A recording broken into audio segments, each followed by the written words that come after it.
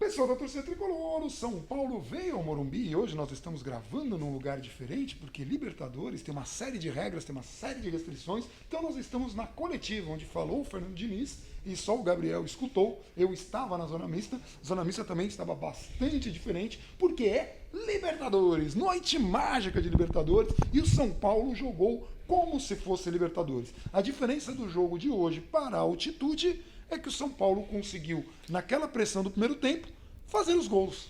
E também não teve altitude, né? E também era uma outra diferença bem considerável. No segundo tempo a coisa funcionou, né? No segundo tempo a coisa funcionou, o São Paulo começou muito bem o jogo, até antes do gol, já conseguiu deixar a LDU bem recuada no seu campo, conseguiu trabalhar o jogo com um pouco mais de objetividade e conseguiu fazer o gol cedo, né?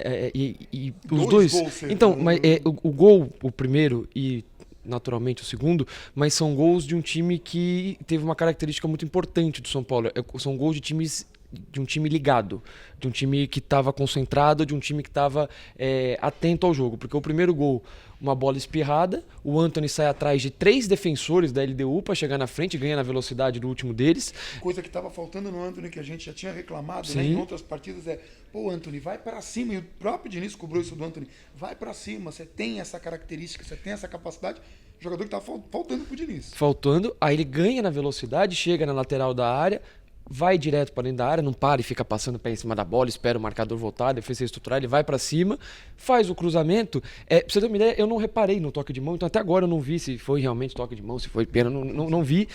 Mas quando a bola sobrasse, eu não lembro se era pro Daniel Alves ou pro Vitor Bueno. E eu ainda fiquei falando, ajeita e bate, ajeita e bate. E o meu amigo do meu lado me avisou que foi pênalti. Então assim, o Vitor Bueno correu atrás da bola, o Daniel Alves correu atrás da bola, ninguém parou e ficou pedindo mão, ficou pedindo pênalti. Quando o juiz deu, parou o lance, tudo bem. Tanto que no segundo gol, o Igor Gomes toma pancada e ninguém para. Ninguém para e é aí que sai. O time da LDU pareceu que parou um pouco, já ficou desnorteado, outro mérito do São Paulo, fez o gol, o adversário sentiu, continuou em cima, continuou aproveitando as oportunidades. O Reinaldo chega na linha de fundo. Quando ele chega e para a bola, ele deu toda desarrumada ainda. Ele tem espaço para parar, olhar, levantar a cabeça. O Reinaldo chegou na linha de fundo e levantou a cabeça. Fez um cruzamento excelente, perfeito pro Daniel Alves. E sabe o que é legal? Ele falou na zona mista, eu sempre falo pro Daniel Alves se posicionar ali, então assim, não é uma coisa... O gol contra o Oeste, vale lembrar, o primeiro gol do São Paulo contra o Oeste, nos 4-0, é assim, Reinaldo vai para a linha de fundo e cruza praticamente no mesmo lugar para o Daniel Alves pegar de primeira. Mesma assistência, mesmo jogador, um lance parecido. E uma coisa assim, Vitor Bueno falou isso, o Reinaldo falou isso, todo mundo falou isso, eu não quero colocar uma empolgação excessiva, mas é uma coisa que a gente está falando aqui. Todo mundo falou, São Paulo é muito treinado, tudo que São Paulo faz é treino. Inclusive o Bruno Alves, um dos destaques dessa partida, porque quando o São Paulo faz o segundo gol, era uma coisa combinada, o time recua para esperar o contra-ataque, não estava encaixando o contra-ataque, as linhas baixaram demais, mas muito absurdamente, parecia que o São Paulo estava acuado com a LDU que não estava conseguindo imprimir toda essa pressão. Na verdade, o São Paulo estava sendo o próprio adversário, e aí Bruno Alves, o monstro Bruno Alves, assim, eu até fiz uma brincadeira no Twitter, e a hora que eu fui perguntar para ele, eu acabei falando que ele, como se fosse um vingador, ele deu um bicão para frente e gritou Avengers Assemble, que foi na hora que a equipe se reposicionou. Ele riu e falou, não é treinado inclusive pra gente este recuo, não é um recuo, gente, assim, fez 2 gols e agora vai, não. É um recuo inteligente, porque o seu adversário vai ser obrigado a sair, você consegue se poupar e sair no contra-ataque para matar o jogo, o que o São Paulo não conseguiu até o momento que o Bruno Alves fez essa intervenção incrível, aliás, muito bem na partida do Bruno Alves. Muito bem, mas que mesmo assim, ele teve um lance de desatenção até um pouco assustador pro nível do Bruno Alves. Sim. Logo depois do segundo gol, ele toma uma bola nas costas, ele se recupera, dá o desarme para escanteio, mas a impressão que eu tive no primeiro tempo, cheguei até a tuitar isso, e o Diniz confirma na coletiva, é que assim, tudo bem, era treinado, você recua para o adversário vir para cima, você ter o campo e sair no contra-ataque, às vezes com o Antony, eventualmente até com o Vitor Bueno, às vezes até em bloco, como o São Paulo teve, como virou, se não me engano, a finalização do Pato no fim do jogo. Você sai em bloco, você ganha... No começo da jogada, toca pro Pato, o Pato com inteligência, espera, toca no Vitor Bueno que passa, que cruza pro Igor Não, Gomes. não o do gol. A finalização na trave já no fim do jogo mesmo. Tá. O Pato chutando na Isso. travessão. Então, o São Paulo chegando em bloco, aconteceu contra o Água Santa, virou até uma imagem muito chamativa. O São Paulo chegando com mais jogadores para atacar do que o Água Santa tinha para defender. Só que o São Paulo não teve esse contra-ataque. E o Diniz confirmou, falou: ó, o recuo tudo bem, mas era pra gente ter esse recuo e sair pro contra-ataque. Não conseguimos, ajustamos isso no segundo tempo. No segundo tempo não ficamos acuados, como aconteceu durante 15, 20 minutos ali da primeira etapa. E que o São Paulo chegou até a correr riscos, não riscos reais, de que defesa fez o Volpi, que gol perdeu a LDU. Mas fica a bola cruzando na área, atravessando a área, lance perigoso, enfim. O São Paulo foi bem defensivamente hoje, o Reinaldo foi bem defensivamente. O prêmio da Conmebol de melhor em campo foi pro Igor Gomes. Para imprensa, a maioria das pessoas que eu vi daria esse prêmio para o Daniel Alves. Eu daria o prêmio para o Reinaldo hoje. Bateu o pênalti muito bem, fez 1-0. Que confiança para bater. Pato pediu isso, eu escutei ele falando zona mista, mas na hora que ele foi entrevistar, ele falou não, ele estava com confiança para bater, bateu com confiança, bateu falou bem. E falou treino. Fez a assistência, muito bem feita. Marcou bem, bom ressaltar isso, o Reinaldo marcou bem. Hoje o Vitor Bueno atrapalhou muito mais o Reinaldo do que o próprio Reinaldo em si. Teve desatenção na marcação do Vitor Bueno. Aliás, o Vitor Bueno deu assistência, não foi bem no jogo. Disse que se fosse um jogo comum não jogaria, ainda tá sentindo, tem a questão da contusão, tem que dar esse desconto pro cara, mas não foi uma grande partida do Vitor Bueno, longe disso. Mas bom ver o Reinaldo assim, só aspa, o parente dele ali, pra que vai brigar com o cara, toma um cartão besta, sabe que o São Paulo não tá com nenhum reserva na lateral esquerda, pô, calma um pouco, uma falta pra gente, um cartão bobo. Ele tava irritado com o lance que ele foi proteger a bola e ele foi acertado, mas o Reinaldo precisa segurar essa emoção, porque é um jogador muito importante. Se jogar nesse nível, é um jogadorzaço. Esse nível é bom jogador. Que ele teve no ano passado com o Nenê, quando Nenê e Diego Souza estavam naquela fase. Mas Nenê e Reinaldo estavam jogando, né, numa fase diferente. Se o Reinaldo tiver essa fase agora, que é quando a gente precisa... É importante importantíssimo. É um jogador que tem possibilidade. Então o Reinaldo é bom, é ruim? Não. O Reinaldo é um jogador...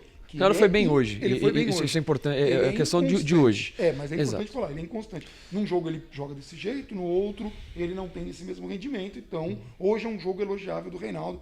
O jogo também que o Pato teve muita inteligência no terceiro gol, acertou aquela bola no travessão, que azar. E o Pablo, que entrou e perdeu um gol que não o Pablo, de novo, mais um gol perdido. E aí, além do gol perdido, o lance seguinte ao gol perdido, o escanteio, né? Batido, tira. Aí ele toma um cartão completamente, assim, de um cara que tá sentindo completamente a fase. Assim, esse cartão é o cartão mais acusado terrível. Dois lances. Na altitude, quando ele não rola nem pântano, nem papato, tenta chutar. Que nem é a característica dele. A característica dele geralmente é muito mais coletiva do que individualista. Então, assim, o Pablo, com a idade que tem, com a experiência que tem e com o nível de contratação que foi, não deveria sentir a pressão como está sentindo. Também é um indício que se fizer o gol, a coisa pode mudar também da água para o vinho, como aconteceu com o Pato, que o Pato está jogando agora no nível que a gente quer ver o Pato jogar. Falando especificamente do jogo de hoje, né? Falando, os outros jogos ainda tem uma série de ressalvas, eu não vejo o que aconteceu hoje. E é isso que é importante falar. Hoje, tecnicamente, com a bola no pé, eu achei o Pato mal. Com a bola no pé, como achei o Vitor Bueno mal. Só que se ele jogar sempre assim, pra mim tá excelente, porque a gente chegou a falar isso na época do Cuca, o padrão dele, pelo menos técnico, não é pra ser o que aconteceu hoje. É muito erro na hora de botar na frente, às vezes erro de passe, não é o padrão dele. Até o Daniel Alves errou mais passes hoje do que o normal. Sim, não é o padrão dele, só que hoje, focado, dedicado, coletivo, ajudando a marcação. O São Paulo tinha um reforço pelo lado direito na hora de marcar muito forte, porque o Antony ajudava mais até que o Vitor Bueno, o Juan Fran naturalmente defende melhor que o Reinaldo, apesar do Reinaldo ter ido bem hoje, só que tinha um reforço ali do Igor Gomes. O Igor Gomes ajudava ali, o São Paulo quase sempre tinha superioridade numérica defendendo pela direita. O Igor Gomes que foi um pouquinho mais avançado no começo do jogo, né? Sim, até próximo do Pato. E o Pato voltou hoje. Veio buscar jogo, não ficou só parado esperando. A única coisinha em termos de atenção dele, ainda com a linha de impedimento, ele tem essa questão de ainda ficar muito avançado em lances capitais. Até o gol que ele faz, ele tá 6 metros na frente, não fazia nem sentido. Tô brincando. Mas assim, absolutamente elogiável. E foi até o que eu escrevi no Twitter. Se esse fosse, ou se esse for, até porque não, o padrão de atuação dele tá ótimo, ninguém vai encher o saco dele. Se esse for o padrão. É uma pena que seja tão raro. É uma pena que a maioria dos jogos ele tá olhando pra ontem, ele tá parado, esperando a bola no pé dele. Você tá pensando no pato com cabelo. O pato careca é o pato que faz. Não, o pato de hoje. Na verdade, é o pato de hoje que eu tô preocupado. Mas assim, quem sabe tudo isso daí. Olha, gente, eu tenho muita esperança. O pato teve uma boa passagem com o Osório. Pode ser que ele tenha uma boa passagem com o Diniz. E assim, o Diniz vem surpreendendo, porque Pato não pode surpreender, porque Reinaldo... Uma coisa me deixou muito animado, nessa zona mista, que a gente vai fazer um vídeo que vai subir um pouco mais tarde, mas na zona mista. O São Paulo teve, em todas as palavras, o time é muito treinado. E a gente estava jogando, o resultado não estava acontecendo, porque capricho, finalização e tal. Vale ressaltar hoje o jogo do Botafogo. E vale ressaltar sobre isso que você está falando. São Paulo hoje soltou mais um tweet, né, daquela série de futebol que se treina. Hoje foi prazer em jogar futebol. E foi toda a construção do terceiro gol do São Paulo. É muito bonita a assistência do Vitor Bueno, que não fez uma boa partida. Mas o terceiro gol, de fato, é muito bonito do São Paulo. Então, assim... Hoje era um jogo muito importante. O São Paulo fazendo o seu papel hoje, como fez, tem agora a sua segunda decisão. Teria 2 decisões, precisava passar pela primeira, passou e passou bem. Isso é importante para o São Paulo, isso dá confiança para o São Paulo, isso dá confiança até para o torcedor. O Campeonato Paulista não está bem, ganhou de time mais fraco, não sei o que lá, tem que ver na Libertadores no grande jogo, na hora do vamos ver, viu hoje, e vai ter um outro desafio na terça-feira, que é fundamental vencer pensando em classificação na Libertadores. E hoje a gente teve várias mostras de que é um time que pode render ainda, inclusive nos grandes jogos. Ponto negativo, Thiago Volpi machucou a mão, não sabemos se ele vai ter condições para sábado. Para sábado acho muito difícil, eu pouparia ele de qualquer forma, até para dar um pouco de tempo de jogo para o Lucas Peg. Teve um seguidor nosso no Instagram, que foi no Instagram, né, Vives, que ele colocou, foi no Instagram, que ele viu na live a gente falando, eu falei aparentemente, e eu falei mesmo, imagina se o Lucas Peg precisa entrar numa Libertadores, não teve 1 minuto de jogo. Popular zica, né? Falando isso, mas eu estava falando isso em relação a não ter jogado contra o Botafogo. Deveria ter jogado o Lucas Peg. Hoje a gente acabou precisando do Lucas Peg.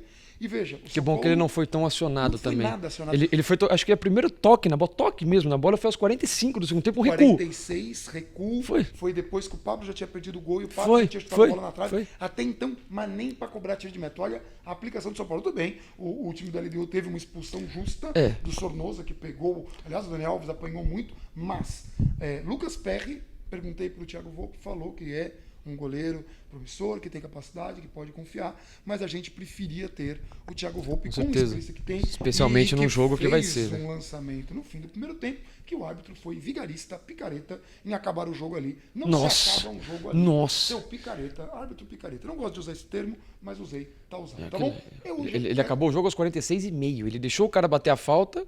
Teoricamente, se ele deu 1 minuto, não deixa bater a falta. Aí deixou bater a falta, deixa o teu contrato, tá 46,5, só não acaba o jogo. Ia ser lindo.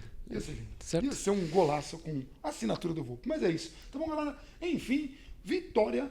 Eu vou pedir a colaboração de todo mundo para curtir o vídeo e compartilhar bastante, porque esse vídeo vai entrar de madrugada e eu provavelmente não vou dormir de hoje para amanhã. Tô lascado e ainda vou editar a Zona Mista, que vai sair um pouco mais tarde, provavelmente ali 4, 5 da tarde, mas é por uma questão de YouTube mesmo, pra gente não canibalizar.